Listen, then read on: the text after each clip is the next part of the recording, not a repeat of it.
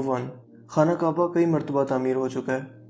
دوستو، خانہ کعبہ جس طرح آج ہمیں نظر آتا ہے یہ ویسا نہیں ہے جو حضرت ابراہیم علیہ السلام اور حضرت اسماعیل علیہ السلام کے دور میں تعمیر ہوا تھا۔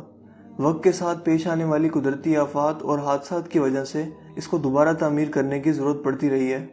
بے شک ہم سب جانتے ہیں کہ خانہ کعبہ کی دوبارہ تعمیر کا ایک بہت بڑا حصہ نبی کریم صلی اللہ علیہ وآلہ وسلم کی زندگی میں نبوت ملنے سے قبل ممکن ہو چکا تھا۔ یہ وہ وقت تھا جب نبی کریم صلی اللہ علیہ وآلہ وسلم نے ایک بڑی خون ریزی کو اپنی دور اندیشی سے روکا تھا۔ ایک بڑے کپڑے میں حجر اسود کو رکھ کر ہر قبیلے کے سردار سے اٹھوایا تھا۔ اس کے بعد آنے والے وقت میں کئی مرتبہ خانہ کعبہ کی تعمیر ہوتی رہی ہے۔ آخر میں خانہ کعبہ کی تفصیل سے آرائش 1996 میں ہوئی تھی، جس کے نتیجے میں بہت سارے پتھروں کو ہٹا دیا گیا تھا اور بنیاد کو مضبوط کر کے نئی چھت ڈالی گئی تھی۔ یہ اب تک کی آخری بڑی تعمیر ہے اور اب خانہ کعبہ کی عمارت کو پہلے سے کہیں زیادہ محفوظ تصور کیا جاتا ہے۔ نمبر 2، خانہ کعبہ کے 2 دروازے اور ایک کھڑکی ہوا کرتی تھی۔ دوستو، دوبارہ تعمیر کیے جانے سے قبل خانہ کعبہ کا ایک دروازہ اندر داخل ہونے کے لیے اور ایک باہر جانے کے لیے استعمال ہوتا تھا۔ ایک زمانہ تک خانہ کعبہ میں ایک کھڑکی ہوا کرتی تھی۔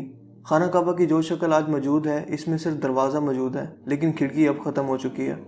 نمبر 3، خانہ کعبہ کے مختلف رنگ۔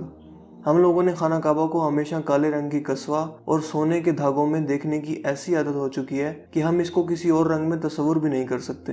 یہ روایت عباسد، جن کی گھر کا رنگ کالا تھا، کے دور سے چلی آ رہی ہے، لیکن اس سے قبل خانہ کعبہ مختلف رنگ کے غلاف سے ڈھکا رہتا تھا۔ ان رنگوں میں ہرا، لال اور سفید رنگ شامل ہیں۔ نمبر 5، پہلے خانہ کعبہ عوام کے لیے کھلا رہتا تھا۔